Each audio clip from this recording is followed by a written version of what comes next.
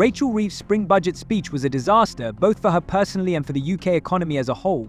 Her statement was full of promises that sounded confident and decisive, but they only masked the hard reality. The government that presented this budget tried to convince the public that it would be the key to stabilization, but as soon as Reeves finished her speech, political opponents immediately launched into harsh criticism. Every word uttered about her program exposed vulnerabilities that could hardly be hidden behind pretty language.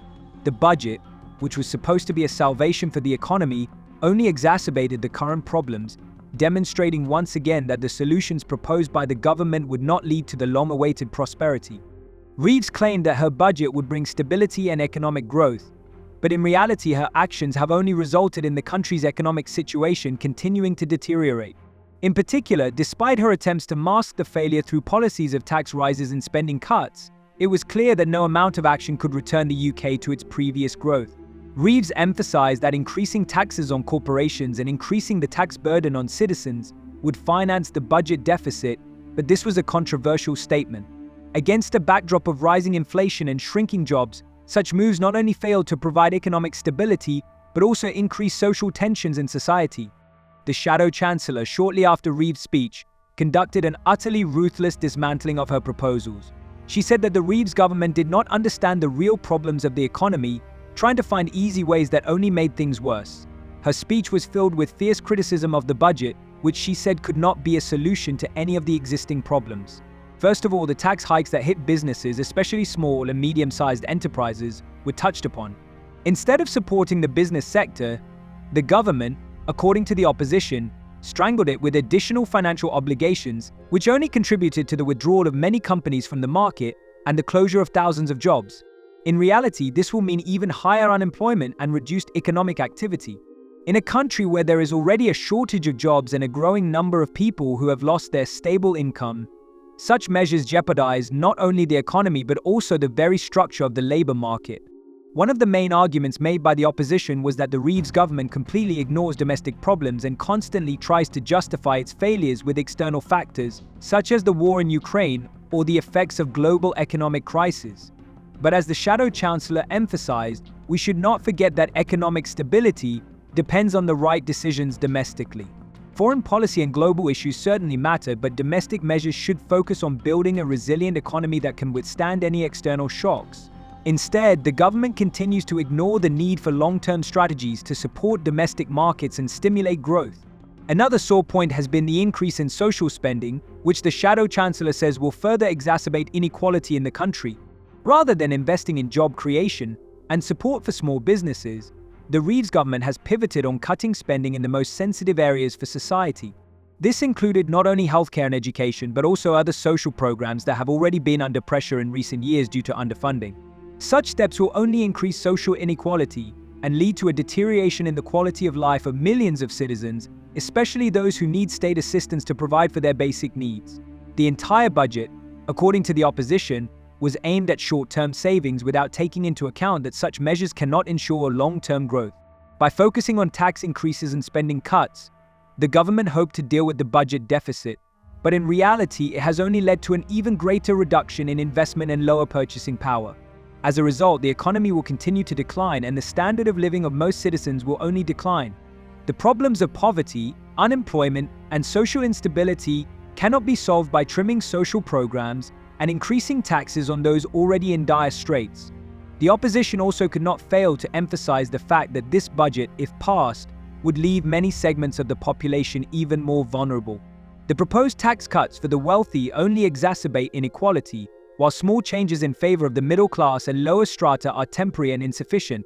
This leads to a further deepening of the social divide that already exists in society.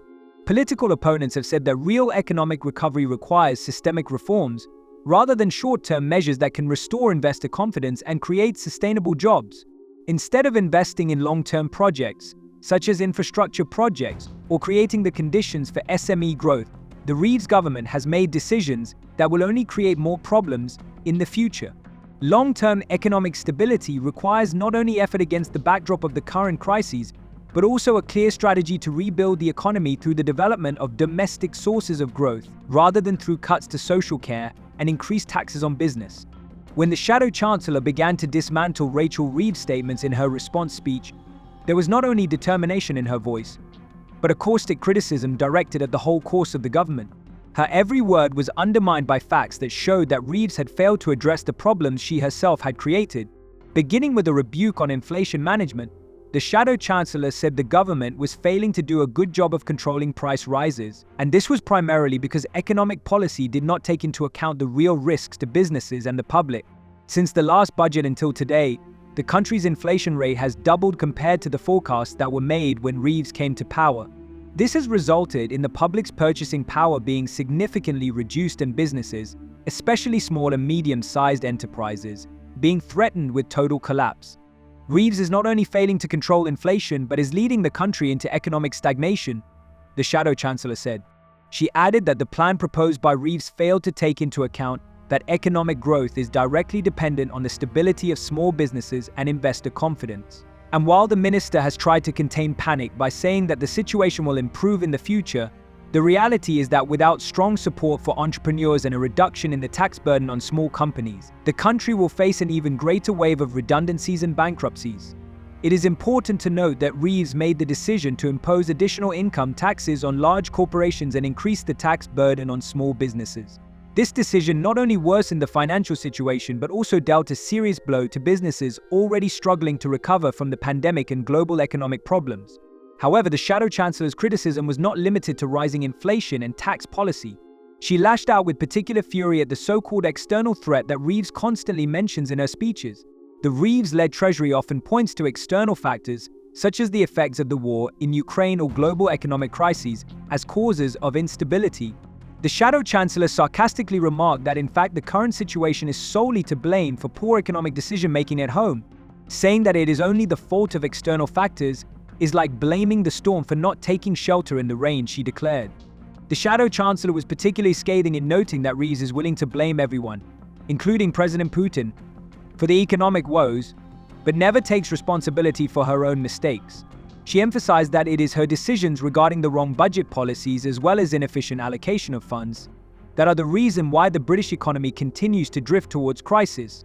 How long will the government hide behind other people's backs instead of admitting its mistakes? She asked. Indeed, if Reeves had paid more attention to domestic economic problems, such as excessive spending and inefficient use of tax revenues, she might have made more progress on the economy. But as the Shadow Chancellor's speech made clear, the government chose to shift the blame to external circumstances rather than actually work on reform. The next blow dealt by the Shadow Chancellor was on the issue of social care and health. In her speech, Reeves tried to convince the public that she would cut spending on health and other critical social care areas, which would lead to a balanced budget in the future. However, opponents, particularly from the Shadow Cabinet, could not agree with this approach. They pointed out that cutting spending on social services and health in the face of the global crisis was not only unwise but immoral. Against a backdrop of rising sickness rates, as well as an increasing number of unemployed people, such measures, the Shadow Chancellor said, could lead to catastrophic consequences that would cost far more in the future than today's problems. Criticism was also directed at the fact that in her budget Reeves did not offer proper support for businesses, especially small businesses. On the contrary, she planned to increase taxes on entrepreneurs, which would have significantly worsened the financial situation of small and medium-sized businesses in the country. Is a tax on small businesses really the way for the government to improve the economy? The Shadow Chancellor asked. In turn, the opposition argued that without strong support and development of the small business sector, which is the backbone of the economy, the country will not be able to recover from the crisis.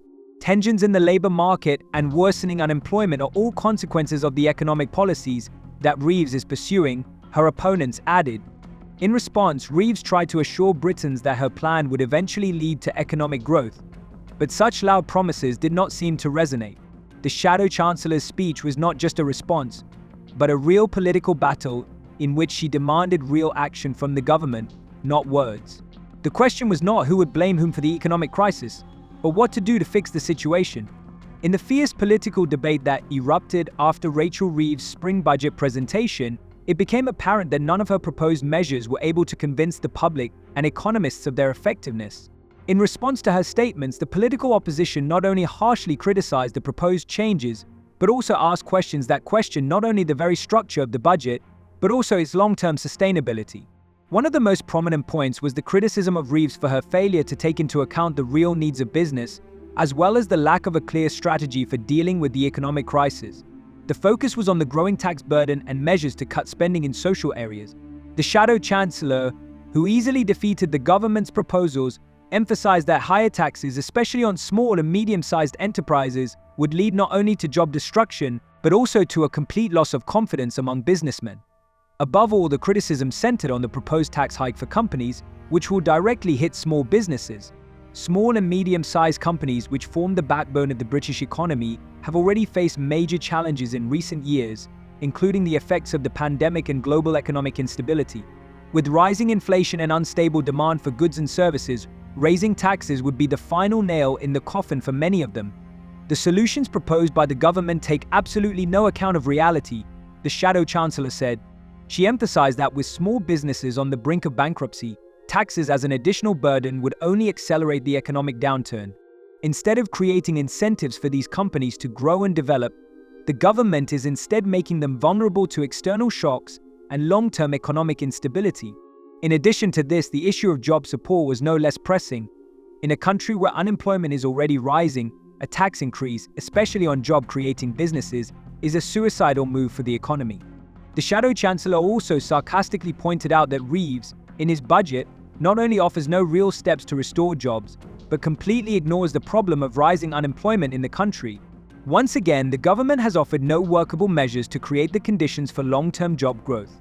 Instead, only systematic cuts in social spending had been proposed, which, according to the opposition, would only lead to increased social tensions and protests among the population. She emphasized that, in the context of rising unemployment, it was necessary, on the contrary, to increase investment in job creation, especially in sectors such as health and education, where there were sharp budget cuts. In this context, the shadow chancellor said, "We can only expect the situation to worsen." However, the most important thing about the shadow chancellor's speech was her attitude to the long-term consequences of Reeves' budget measures. Calling for more responsible and forward-thinking decisions, she said that the vector set by this budget could lead to dire consequences for future generations. Intervening in the economy by increasing taxes and cutting social programs is unlikely to bear quick fruit. On the contrary, such measures may further worsen the situation of those segments of the population that are already experiencing hardship. While the government claims to be committed to stability, the actual steps show the opposite. The number of people in the country who feel the effects of economic instability is growing every day. Concluding her speech, the shadow chancellor moved on to social policy, where she again criticized the government's actions. She expressed concern that the proposed measures to cut social spending would not only fail to address the budget deficit but would also increase social inequality. Reducing support for vulnerable groups such as pensioners, people with disabilities, and large families is unacceptable at a time when the country is struggling with an economic downturn. Instead of investing in infrastructure, job creation, and long-term social programs, the government has chosen the path of short-term austerity, which, according to the opposition, will cost even more in the future to restore the economy and social stability. The government, according to the shadow chancellor, should instead have focused on creating the conditions for stable and sustainable growth, investing in education programs that will help train skilled workers for the market, and developing sectors that can create jobs. In the long run, such measures will help reduce the burden on social services and also improve the quality of life of citizens. Unfortunately, the budget proposed by Reeves left all these problems unaddressed, which the opposition claims is the government's biggest mistake. The problems with the budget that the shadow chancellor talked about only highlighted the government's overall unfulfilled plan. Talks about cuts to health and other social spending have provoked strong reactions in the public as they have directly affected vital sectors for citizens. In an attempt to cope with long-term economic instability, the government has outlined short-term austerity policies that will ultimately provide neither stability nor growth in the future.